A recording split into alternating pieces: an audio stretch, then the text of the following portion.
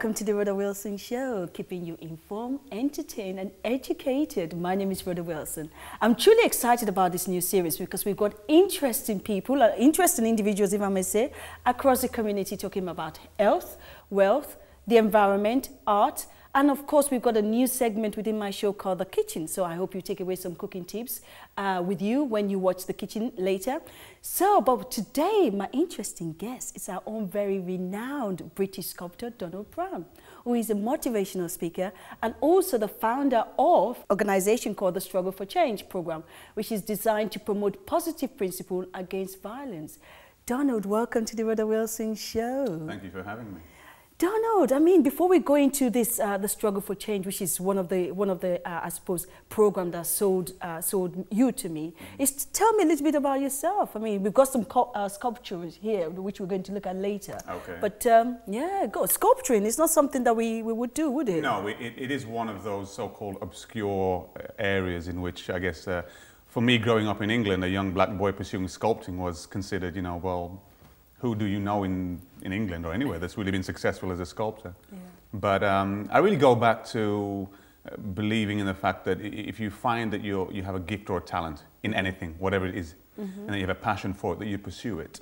One of the things that I've been doing is to travel both here in England and America, talking to a lot of young people about identifying what their goals and dreams and talents are. Because the problem is sometimes you have young people who are told to become a doctor or a teacher or a lawyer. Nothing wrong with those. But if it's not their passion, then what tends to happen is they pursue that simply because they've been told to, and their true calling can go ignored. So for me as a sculptor, I've been sculpting for 34 years, started from the age of 11, and I haven't looked back since. It's been an interesting journey, a lot of hard work. I can imagine. But one that I've enjoyed, very rewarding. But what motivates you to keep going? You talk about passion, you talk about pursuing something that you like. Because most of us don't often get that platform to actually pursue what we like passionately. So what actually, I suppose I'm trying to find out how you got there and what was actually motivating you. Yeah, I guess the best way to answer that is my life experience. I suffered then, and still to a degree now, I suffer with bronchial asthma. I went to a special school, and I was there for about 2 years, and I can't say that the educational system was the best. So when I returned to normal education, my self-esteem, my confidence wasn't at its highest, and I felt as though I was less intelligent than the other students. And it was as a result of through art. And sculpting, when my teacher said to me, here's a piece of wood, do what you want. All of a sudden I was given all this permission to do what I wanted in school from a figure of authority that you normally tells you, you know, this is what you're supposed to do. And here the sort of situation had been flipped. And I started creating very simple things, but getting a lot of attention. Wow. And my self-esteem began to grow, my confidence began to grow. It was really funny because, you know, you imagine sort of being behind the scenes, behind the shadows, looking at all the gorgeous, popular girls and wanting to have a conversation with them and completely being ignored. And one time I created a wooden egg and I polished it until it shone. Yeah. And I really applied myself to it and I brought it to school. And the amount of attention I got from the teachers was like, wow. And all of a sudden, all the popular kids and all the girls were coming, Donald, can I have a look at your wooden egg? And I was oh, okay. There you go. But what it did, I mean, it was a funny story, but it really allowed me to realize I was good at something. Oh, wow. You know, and so my motivation really came as a result of discovering that if I applied myself to something, even if it was just chiseling a piece of wood, but doing it really well, something as simple as that, then, you know, who knows what kind of doors, you know, can open. And so my life has been, you know, in part sort of predicated on that sort of journey. And also, you know, I consider myself a spiritual person, and there's a quote in the Bible that talks about, or a passage in the Bible that talks about the servant that gave his, the master that gave his servant certain talents. Yeah. And one buried them, another one used them and multiplied. Yeah. And I take that personally in terms of whatever talent that I have, I don't want to bury it. I want to use it to the best of my ability. And so again, my inspiration comes from that also. But I also think that, you know, you were talking about one of the person in authority, your teacher, actually recognize your talent, which is very important, because you need somebody else to believe in you as well, to help you to grow. This is the reason why we have a group of Wolverhampton students here today. I mean, I don't know if I can mention that. Is that okay? Absolutely. I mean, because you're here, you're trying to help them to. I suppose this is something similar you're doing as well, isn't it? Yes. Well, the part of the Struggle for Change program, it really is focusing on, how do we change the mindset of both young and old? How do we make, for example, art relevant to society? How can we use sport, the performing arts, which are the areas I'm focusing on right now? So with us in the studio today, we have representative students who are on their degree course studying film and video.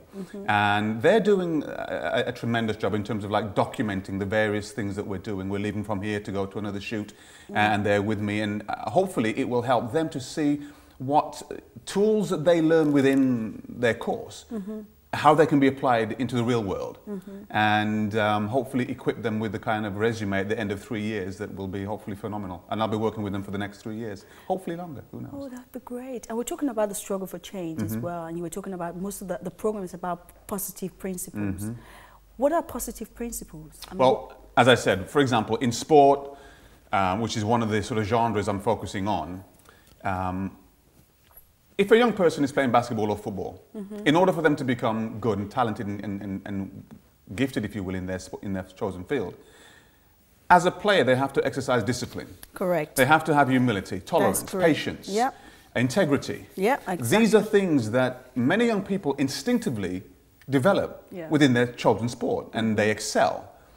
Within the Struggle for Change program, the idea is to create a bridge.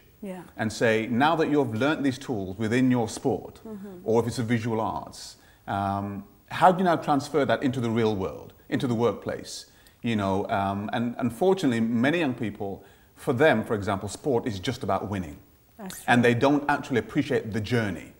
So in order for them to become good, they have to train and work as a team, and all of these principles, if you will, as I said before, are good for them to identify as life skills that they can take into the real world. And bridging that gap is part of the Struggle for Change. Again, going back to the students from Wolverhampton University, the tools that they learn within the graduation course, it's about creating that bridge that they can take those principles and talents and so forth into the real world and hopefully become more successful. Wow, that is absolutely brilliant. But also, do you run like workshop as well? Is there a workshop people can tap into for the Struggle of Change, or is it just a program that is ongoing as and when, Well, the Struggle for Change program initially is based here in the UK and will eventually be global.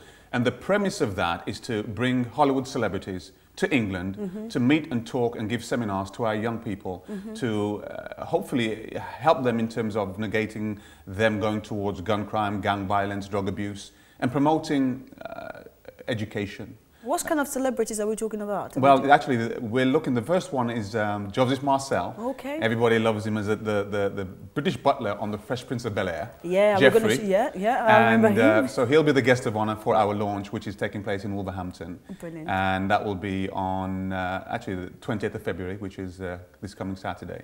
And so I'm very sort of pleased to have him on board. And actually, I leave this particular interview to go meet with Rhoda Wilson of the Supremes. Oh, yeah. And say hi to Mary from us. Absolutely. Hello, Mary. And John Amos is another gentleman who's a very good friend. Actually, I've been blessed because spending 10 years in America has allowed me to meet a lot of incredible individuals who are not just celebrities in their own rights, but have a consciousness to giving back and making a difference. Because you don't often get that, though. I mean, because the way the press, especially here in the UK, I suppose, transfers such information to us or communicates such information to us, you always think that they're quite selfish, but they're not, are they? Because quite a lot of celebrities are actually, as you're saying, very conscious. I mean, going back to John Amos, he has his own foundation whereby he takes young people onto his boat. He's bought his own boat, and he'll spend time with them on the boat, sailing with them, mentoring them. He's a phenomenal individual, and he's one celebrity I'm hoping to bring back to England. Has a great one-man show called Halley's Comet, which has been on a world tour and just had rave reviews. But the idea of the Struggle for Change, as I said, is to bring those celebrities to meet our young people, to have a one-on-one with them, and then in the evenings to perform for them as well. So sort of removes that barrier, if you will, that they're untouchable, and to show the human side of them as well. It's great. Donna, do you think that because you are a sculptor actually help you to access a number of the celebrities? Because I noticed that, is it Beyonce, Gladys Knight, all are actually fan of your work? Am I right? Well, I'd like to think they're fans of my work. As a result of the sculpting, it has opened doors. And I think what it is, the one thing I don't want to be is a sculptor that creates artwork and simply says, look at how good I am.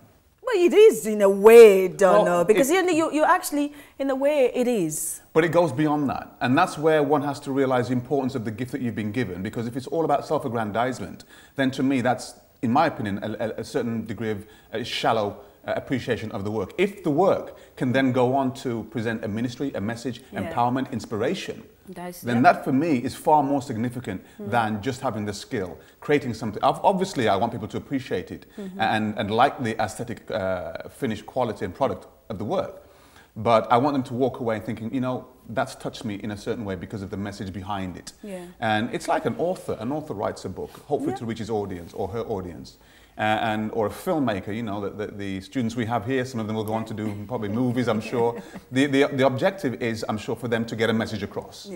And so hopefully that's my sort of approach with my artwork, to create something that, yes, is visually pleasing, but also hopefully something that will touch people to create a change. Two sculptures we have, can you just describe them to us? The struggle. The struggle. Yeah, in fact, that will be the face of the Struggle for Change program. And really what I've done with that particular sculpture is to create a figure that is looking upwards and it's struggling, and you'll see it's struggling against a fist that is pulling it down, and that fist is symbolic of anything in your life that's pulling you down, but the figure is actually taking hold of that situation.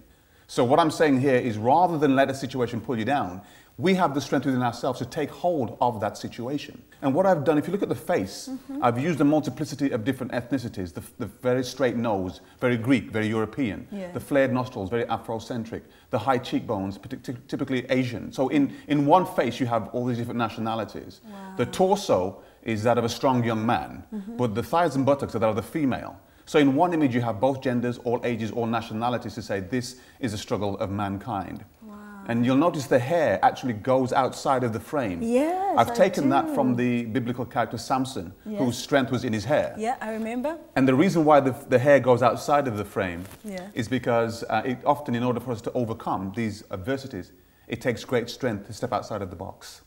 And so it symbolizes that. And there's more to it, and it's available on my website that people can go and see. The more complete video version of that. Donna, I'll stop you there. We're just going to take a break, so please do not go away.